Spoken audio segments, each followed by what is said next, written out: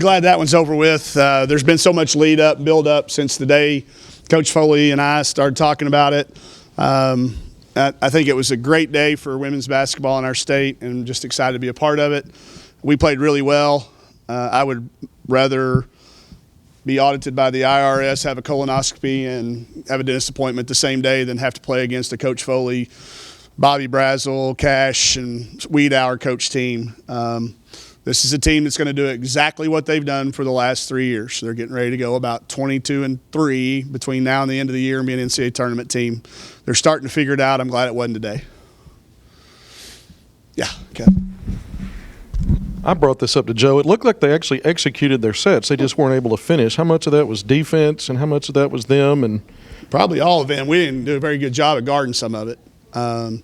They're impossible to guard because you don't know what's coming. You can't scout them. And we're a heavy scout team.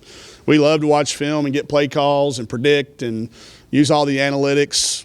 You throw those out against a Coach Foley program. And that's what I'm telling you. They're starting to figure it out. He'll figure it out. They'll figure it out. He's got a lot of young kids. And I said it before the game. We weren't falling for the banana in the tailpipe trick. Everybody tried to trick us into whatever their record was. We've seen that movie before. So they did execute. I thought they picked us apart at times. I thought the first to the third quarter, they got absolutely what they wanted. Even in the end of the second quarter, I thought for about a 6-minute span in there, they were by far the better team. So I think that's a sign of what's getting ready to come the next how many ever games they have. Foley was joking. It was kind of funny to see a hog call, and normally he does that, and today certainly didn't. But what was it like for you to see these two teams in the same court? Being from the state and wanting to see it and knowing, I know it happened in the men's game, sometimes. Being a part of it is really cool. I wish it wouldn't have been against Coach Foley. But that's the way it worked. I'm glad that we got to get it done. I think it took a lot of hard work on a lot of people's parts to get it done on a day when we had the men's game coming up next. And to have a crowd like we had, Little Rock's embraced us. And to have the hog call down here is pretty cool. I have a lot of kids I have 2 former players at Washington on my staff from Washington. And we were at the hotel last night and they were like, did they do that whole Razorback room in there just for us? I said, no, it's there year round. And it's fun to see somebody's outside perspective sometimes on, how the Razorbacks are perceived no matter where you go. And there's so many people that hugged our necks and said, thank you for getting this game down here. It's the first time we've seen a game, a lot of firsts. So we'll start to hopefully this, I think, we've already got it planned for next year, but I hope this becomes something we can do every single year. Our game needs it. Coach Neighbors, here we are. Christmas is a couple days away. I don't know if you grade your team's first half, but where do you want to go in this next couple weeks as conference play gets here? If you would have told me we were going to be 11-1 against the schedule we had and the way they backed up back-to-back at times and quick travel, I would have said let's just fast forward. I don't care which 11 they were or where the loss came. That's been our team's performed well if we've got that. We should finish the holidays ranked, which hasn't happened for these kids, this particular team, and the program in a long time. So I want them to go home and unpack it all and realize that they've done a lot of really cool things. I think there's still work to be done. We've got a lot of deficiency areas that we've got to clean up before we play UT Martin, even before the SEC schedule starts. But our first 2 weeks of the SEC schedule is really brutal. So we've got to – it's a good time for us. We're done with finals, so now we can really focus on basketball. And we got a couple of kids getting back healthy. Kiara Williams still not 100%. Atiana Galden is obviously getting closer to 100%. And, getting some new faces and some experience. Kiara's that's a 2-year starter for us. Getting her back will help us. So lots of cool things that we can work on between now and the SEC without having to go to class. Yeah. How big a game is this for Tolfree? It's important to her because, she's prideful. This is an Arkansas prideful kid. And to be able to get down here and get closer to her where she played in this gym. She played against Kyra. She played against a lot of these people. I was giving her a hard time because she got to drive her car down because, she gets to stay here for the holidays. I said, you're so grown up now. But she has really matured. A freshman, your first year at at a 4-year school after playing junior college, you feel like a freshman all over again. And to see her not only shoot the ball, but pass the ball, defend, make the next pass. A lot of times when she had a couple of shots today, I think she passed to get Amber or Chelsea a better open shot. And that's a maturity thing that's really fun. It was good I was so proud she had a good game. We absolutely shot it in practice yesterday like we've never seen a basketball or a goal. And everybody, we kind of got Jedi mind tricked. We'd heard this is a tough shooting environment, and we talked ourselves into it. We couldn't make a shot. So when we made our first couple, I think Ramirez hit the first one in the game, didn't she? Is that right? Anyway, that was a little bit of breath of relief there that the thing actually would go through the net. Coach Foley said you guys didn't talk at all this week. Nah. What did you say before the game and then afterwards? Just it was good to see him, checked in on him. I knew that Miranda and his family was here, checked on Chris and how the holidays were going. We don't call each other a lot during the season. It's always kind of a when we see each other type deal. But I've learned from like Coach Blair and Vic and all these other guys that week, if you get too caught up in being friends, like I'm not strong enough, I'll give away a secret. I mean, I'm terrible. So you don't tell me what you're getting for Christmas. I will tell. Everybody hit me about the football coach. They were like, hey, who's our football coach? I said, there is no way Hunter Yurchek is telling me anywhere he's going because I'll tell somebody. That's how big a fan I am and how big of a mouth I have sometimes. But no, I wasn't about to call him and give him any because I was reading the paper. He was trying to set me up. I've fallen for it on the golf course. I am not falling for it in a basketball game.